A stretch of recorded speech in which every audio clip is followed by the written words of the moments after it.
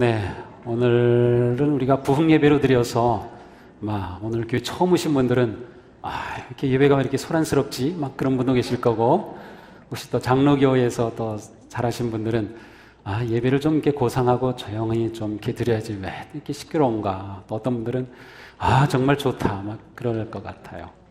근데 저는 어떡합니까? 동시에 다 만족시켜 드릴 수가 없어서. 근데 여름도 되고 그래서 좀 자꾸 이렇게 좀 처지는 느낌이 있어서 오늘 부흥 예배라고 하는 이러한 한번 예배를 이렇게 생각해 보면서 좀 힘있게 찬양도 하고 기도도 하고 또 말씀도 듣고자 합니다. 따라서 오늘은 설교를 들으면서 하나님의 말씀이 내게 다가올 때마다 아주 반응을 잘 해주셔야 됩니다. 어떻게 하면 되죠? 그렇습니다. 근데 제가 기대한 것보다는 좀 작아요.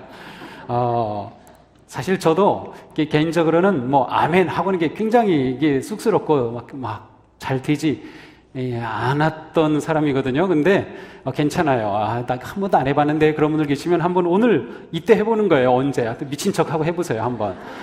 그럼 다른 사람 아멘 할 때도 아멘, 아멘, 할렐루야, 고 프리처 계속 하세요. 일어나서 손뼉 쳐도 되고. 그 흑인께 예배 가면은 정신 없어요. 근데 그 가운데 또 성령님께서 뜨겁게 역사하시는 것들을 경험하는데, 오늘 제 설교 자체가 여러분들이 아멘을 하도록 유도하는 것은 전혀 없어요. 헐줄로 믿습니다, 되기를 될지어다 그런 게 없어요. 그래서 여러분들은 언제 아멘을 해야 될지 타이밍을 기다리다가 다 놓쳐버려요. 그래서 또 제가 좀 빨리 하는 편이기 때문에 언제 해야 될까? 그냥 아무 때나 하시면 됩니다. 아무 때나. 네, 그렇게 하시면 돼요. 네, 그렇게 계속 하시는 겁니다. 그래요. 예수님이 이 땅에 몇 년간 계셨죠? 네, 33년 계셨어요. 33년 중에 하나님의 아들로서 공생애, 그러니까 복음을 선포하고 가르치시고 고치시고 하셨던 것은 몇 년이죠? 잘하시는데요? 맞아요. 3년이에요. 자신 없게 대답하셨는데 맞습니다. 3년 정도 됩니다.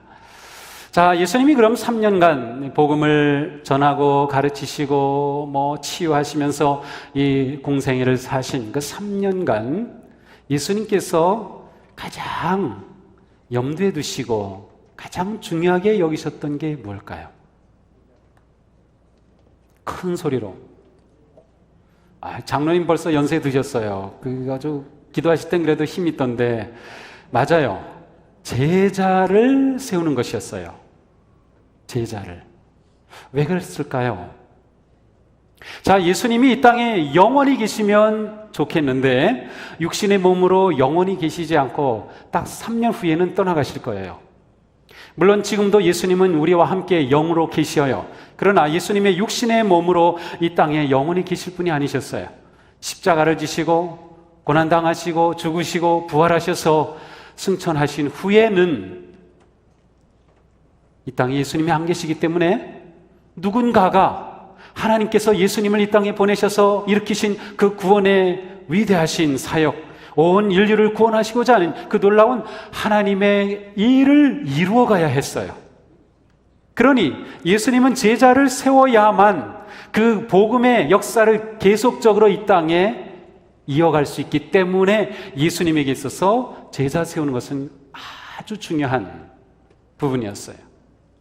물론 예수님께서 그런 부분을 딱 뽑아내가지고 자, 이제는 내가 제자 세우는 일을 하는 거다 그렇게 말씀하시진 않았지만 이 복음서를 쫙 보면 예수님은 제자들을 세우시는 일에 아주 심혈을 기우신 걸 알 수 있어요.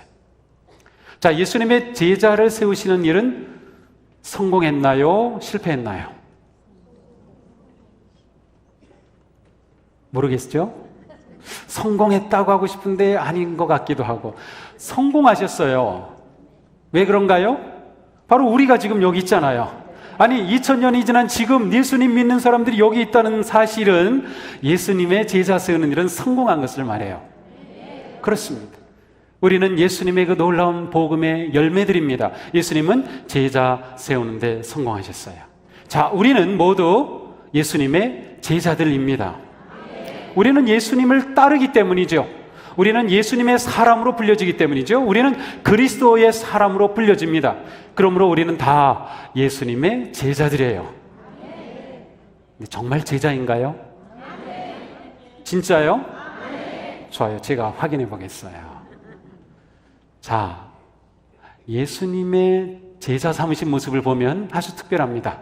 어느 날 갈릴리 호숫가를 지나가시다가 시몬과 안드레라고 하는 형제가 배에서 일하는 것을, 또 요한과 야고보라는 형제가 그물 기는 것을 보셨어요. 근데 그 자리에서 예수님이 그들을 부르십니다. 나를 따라오너라. 나를 따라오너라. 그래서 예수님이 처음 제자를 부르시고 예수님과 제자의 관계가 세워졌어요. 그때부터 베드로, 또 안드레, 야고보, 요한, 예수님을 따르는 제자가 됩니다. 자, 그런데 우리가 볼 때는 그냥 평범해 보이지만 사실 여기는 굉장히 중요한 의미가 담겨져 있습니다. 예수님 당시에 제자와 스승의 관계가 맺어지기 위해서는 제자 될 사람들이 스승으로 모시고 싶은 분을 찾아가서 저희들을 제자로 맞아주십시오. 제자가 되고 싶습니다. 저희들의 스승으로 모시고 싶습니다. 하면 그때 스승이 좋다. 너희들 내가 제자로 삼아주마. 아니면 테스트를 해봅니다. 말씀의 성경에 관해서 물어보죠. 그리고 합격하면 그래, 너 정도면 내 제자가 될 수 있겠다. 이렇게 해서 스승과 제자의 관계가 세워집니다. 그런데 예수님은 반대로 하셨어요. 베드로와 안드레, 야고보, 요한이 예수님을 찾아가서 저희들을 제자로 삼아 주십시오 한 것이 아니라 예수님이 그들에게 가셔서 제자로 부르셨어요. 더군다나 그것도 갈릴리 어부들이 처음 부름을 받은 제자들이었어요. 자, 예수님의 제자 되기 위해 가장 중요한 조건은 예수님의 부르심입니다. 예수님의 택하심. 여기에는 우리 모두는 우리에게 분명한 확신이 있어야 합니다. 예수님이 나를 부르셨다. 예수님이 나를 택해 주셨다. 예수님이 나를 찾아오셨다. 예수님이 나를 불러주셨다. 이 확신이 우리에게 있을 때 여기서부터 이제 우리는 제자에 관해 생각할 수 있는 것입니다. 그런데 예수님은 갈릴리로 가셨어요. 그 당시 이스라엘의 중심지는 예루살렘입니다. 정치적인 권력, 모든 부가 모여 있는 곳, 문화의 중심지, 신앙의 중심지 전부 예루살렘에 집중되어 있었어요. 갈릴리는 예루살렘에서 사마리아라고 하는 지역을 또 건너가야 북쪽에 있는 그러한 곳이 바로 갈릴리였어요. 그러니 예수님이 제자로 부른 사람들은 그 당시에 소위 잘 나가는 사람들이 아니었어요. 스펙이 좋은 사람들이 아니었어요. 괜찮은 사람들? 글쎄요, 그냥 도덕적 의미로 괜찮은 사람들은 포함될지 모르지만 세상적으로 뛰어난 사람들을 예수님이 눈여겨보시다가 야, 저 사람 많이 배웠구나. 내 제자로 삼으면 잘하겠다. 야, 이 사람 잘생겼는데 내가 이 사람 제자로 삼으면 되겠다. 그렇게 하지 않으셨어요. 갈릴리로 가셔서 평범한 사람들을 제자로 부르셔요. 물론 예수님의 제자 가운데는 많이 배운 사람도 있었어요. 그 당시에 세관에서 일하던 마태도 있었어요. 그러나 예수님이 택하신 제자들은 평범한 사람들. 어떤 사람들이에요? 평범한 사람들. 우리와 같은 사람들이에요. 부평, 부천, 인천에 사는 사람들 부르셨다니까요. 서울에 가서 부르시지 않고요. 인천에 와서 부르셨어요. 서울 사람들 여기 계시면 죄송합니다. 네. 거긴 또 거기 얘기하세요. 우리는 인천 얘기할 거니까. 자, 평범한 사람들을 부르셨어요. 왜 그런가요? 제자의 선택권이 예수님께 있습니다. 제자를 택하는 주도권은 예수님께 있습니다. 내가 예수님을 스승으로 택해서 내가 제자가 됐다면, 내가 예수님을 버리면 나는 제자가 아닌 될 수 있어요. 그러나 예수님께서 우리를 제자로 삼아주셨기 때문에 그 부르심에 네 하고 응답했다고 하면 그 제자와 스승의 관계를 끊을 수 있는 권한도 예수님에게 밖에는 없어요. 예수님이 우리를 그렇게 제자로 불러주셨어요. 예수님은 탁월한 사람을 제자로 부른 것이 아니라 보통 사람들, 평범한 사람들, 때로는 상처가 있는 사람들, 아픈 사람들을 제자로 부르셨어요. 그리고 그들을 훌륭한 제자로 세워가셨어요. 제가 종종 말씀드리지만 하나님은 탁월한 사람을 택해서 쓰시는 것이 아니라 택한 사람들을 탁월하게 변화시킨다. 그렇습니다. 우리는 평범한 사람들이지만 예수님께서 우리를 택하셔서 예수님의 탁월한 제자로 세워가십니다. 우리는 누구나 다 예수님께 탁월한 제자가 될 수 있어요. 요즘 많이 쓰는 착한 제자가 될 수 있어요. 착한 제자. 그러면 어떤 사람이 착한 제자일까요? 오늘 본문은 마가복음 1장 16절 20절입니다. 마가복음은 복음서 가운데 제일 먼저 기록된 것으로 알려져 있습니다. 거기에다가 맨 처음 예수님이 택하신 모습이 기록되어 있기 때문에 제자를 택하신 말씀의 가장 원조다라고 할 수 있어요. 이 원조의 이 말씀 안에는 누가 착한 제자인가라고 하는 내용이 고스란히 담겨져 있어요. 오늘 우리는 그것을 보려고 하는 것입니다. 그러면서 내가 정말 예수님의 참 제자인가? 내가 예수님을 제대로 따르고 있는가? 나는 예수님 앞에 착한 제자인가를 한번 테스트해 보는 것입니다. 자, 오늘 본문은 세 번 같은 단어가 반복되어 나옵니다. 예수님께서 제자들을 부르시죠. 그래서 나를 따라오너라 17절, 그리고 18절에 따라갔다. 맨 마지막 20절에서도 따라갔다. 그러니까 따라간다고 하는 단어가 3번 나오고 있어요. 이 3번 같은 의미를 가진 단어는 오늘 본문의 구조를 이루고 있습니다. 기둥 3개와 같아요. 제자됨과 따른다고 하는 것은 아주 밀접히 관계되어 있어요. 예수님의 제자됨, 따른다, 이렇게 연결이 되어야 합니다. 그러니까 내가 예수님의 제자인가라는 것을 다른 말로 물으면 나는 예수님을 따르는가, 이렇게 물어보는 것과 똑같은 의미를 가지고 있습니다. 예수님의 제자됨의 의미는 이 세 단어에 고스란히 담겨 있습니다. 자, 첫 번째, 나를 따라오너라. 나를 따라오너라.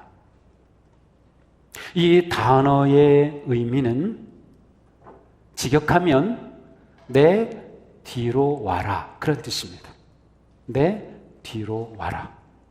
이 영어 성경 원래 원문대로 번역한 최초의 성경 킹 제임스 버전이 있어요.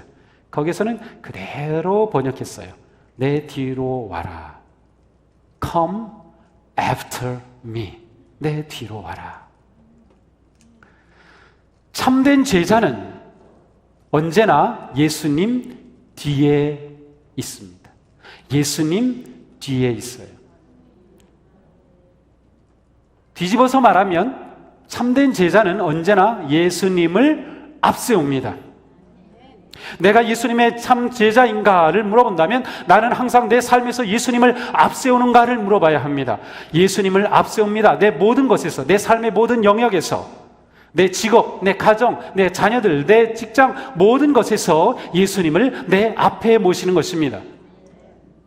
예수님이 내 인생의 앞에 계시다고 하는 것은 예수님이 내 인생에 대한 우선권을 가지고 계시며 내 인생의 주도권을 가지고 계시는 뜻입니다. 예수님이 내 인생의 주권을 가지고 계셔요. 그래서 우리는 예수님을 주님이라고 부르는 것입니다. 주인님이란 뜻이죠. 주인은 아래에 있는 모든 사람들을 마음대로 시킬 수 있고 계획할 수 있고 무슨 일이든 할 수 있습니다. 내가 예수님의 제자라고 하는 것은 예수님이 내 인생의 주인 되신다는 겁니다. 그리고 예수님을 내 인생의 앞에 모시고 그분의 뒤를 따라가는 겁니다.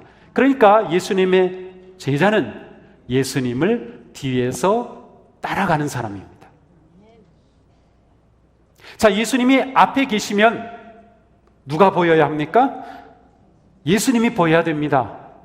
내 인생의 앞에 예수님이 계시기 때문에 우리는 예수님이 보여야 합니다.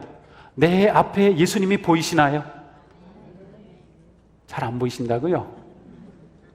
안경을 좀 좋은 거로 바꾸시든지 안약을 좀 바르셔야 될 것 같아요. 예수님이 앞에 선명하게 보여야 됩니다. 선명하게. 그러나 문제는 우리가 살아가면서 많은 일들로 인해서 그 선명함이 흐려지죠. 내 앞에 계신 예수님이 보이지 않을 때가 있어요. 나도 모르게 예수님보다 내가 앞서갈 때가 있어요. 예수님, 이거는 제가 전문이니까요, 좀 뒤로 가셔도 괜찮겠습니다. 제가 할게요. 그냥 예수님은 옆에서 그냥 저를 밀어만 주세요. 제가 할게요. 아닙니다. 예수님은 모든 일에서 우리의 앞에 계시며 우리의 인생의 주권을 가지고 우선권을 가지고 행하시는 분이다.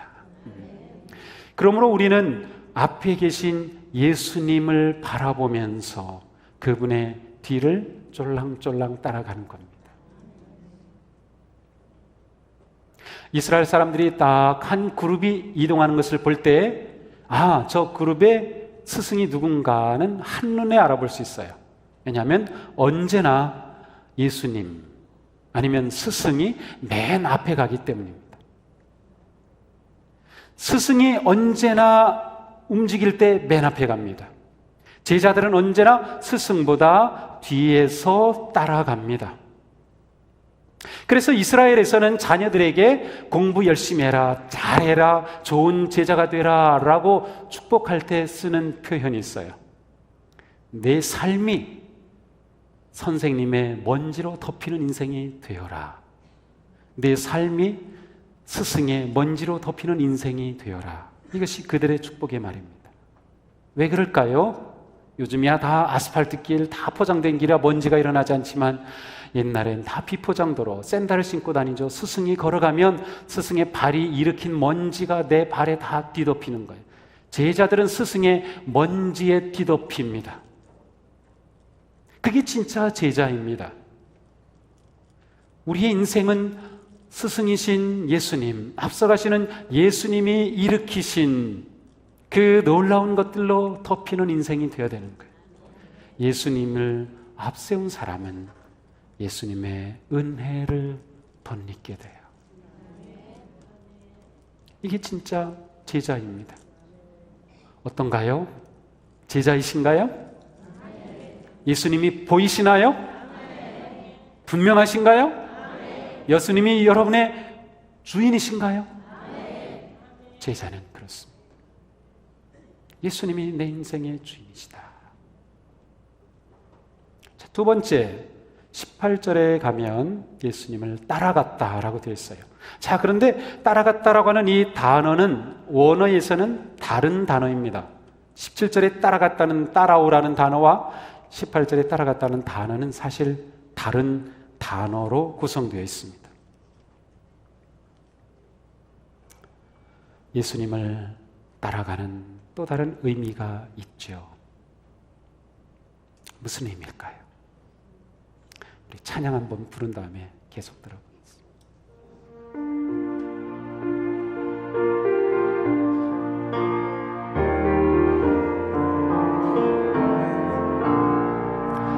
주 따르기로 나 결심했네. 주 따르기로 나 결심했네. 주 따르기로 나 결심했네. 뒤돌아서지 주 따르기로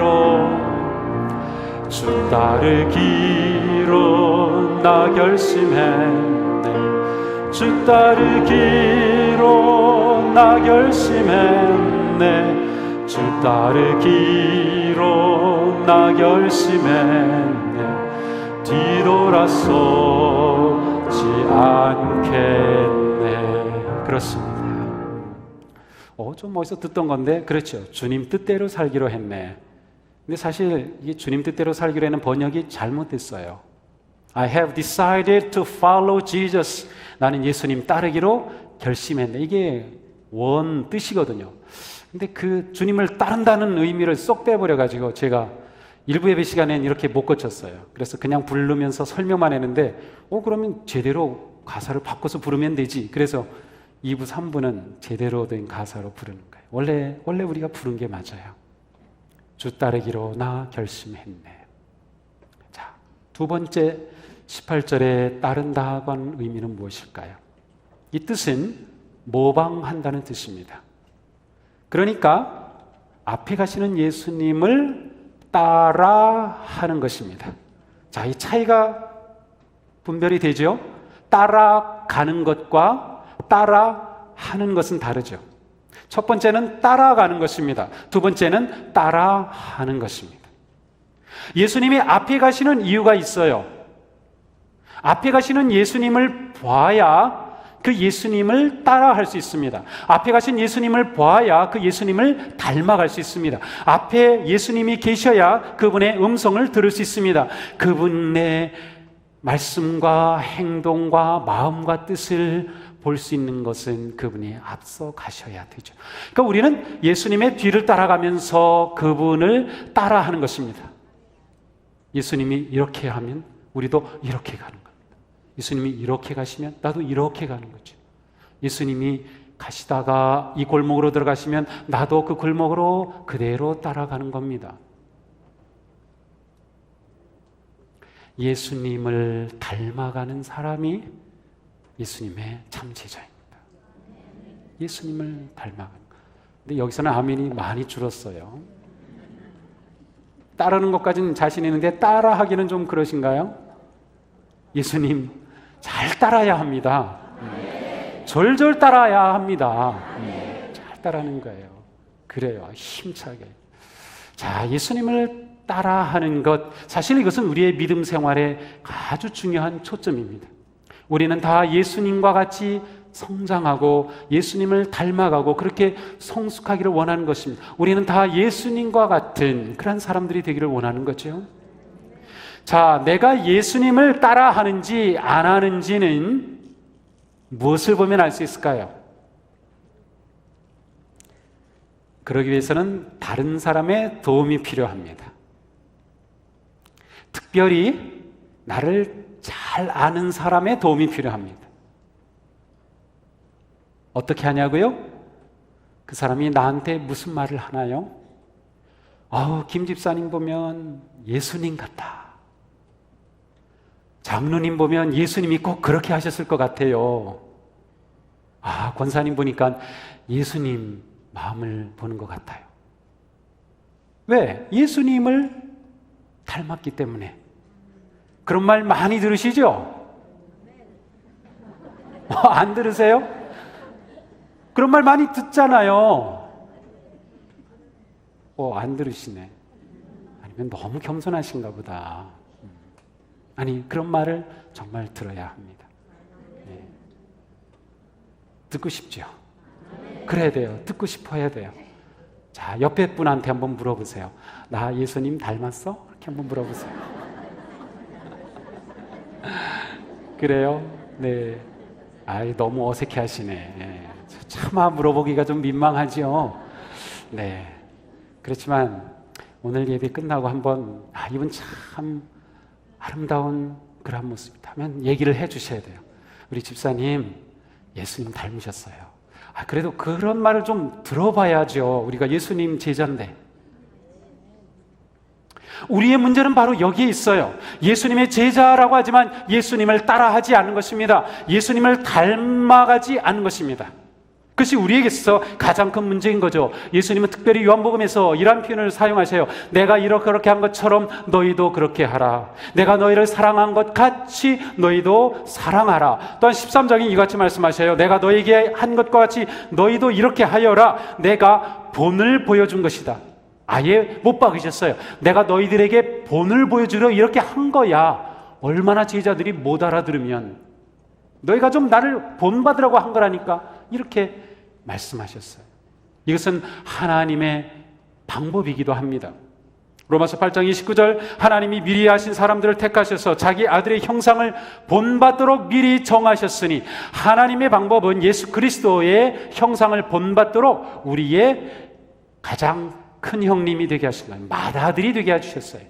그래서 우리는 다 하나님의 아들, 딸이지만 하나님의 맏아들이신 예수님을 본받도록 하시는 것이 하나님의 방법이세요. 그러니까 우리는 모든 일에서 예수님을 본받아가는 거예요. 그러기 위해서는 물어야죠. 이런 상황에서 예수님은 어떻게 하셨을까?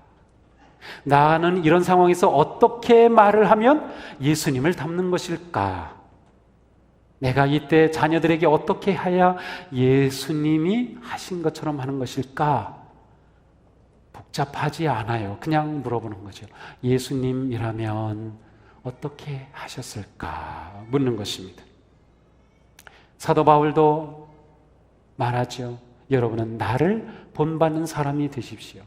사도 바울이 교만해서 그런가요? 자기 삶이 완벽하기 때문인가요? 아니죠. 내가 예수 그리스도를 닮아가려고 이렇게 애쓰는 것처럼 여러분이 나의 그 모습을 닮아가세요 라고 하는 것입니다. 예수님 닮기 원하네, 예수 닮기 원하네, 이것이 우리의 삶에 넘쳐나야 합니다. 문제는 뭐예요? 짝퉁 제자가 너무 많은 거예요. 짝퉁 그리스도인이 너무 많은 거예요.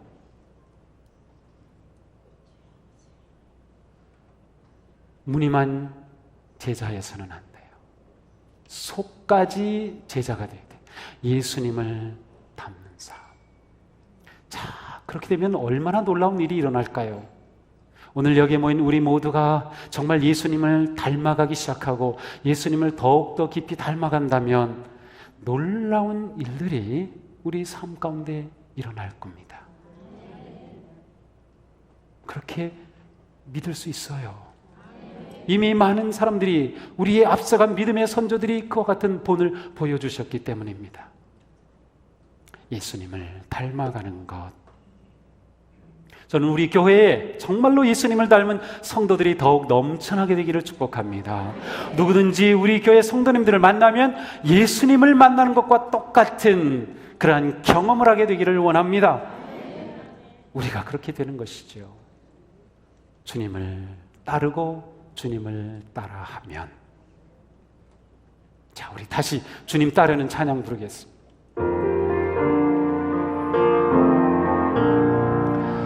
주 따르기로 나 결심했네, 주 따르기로 나 결심했네, 주 따르기로 나 결심했네, 뒤돌아서지 않겠네.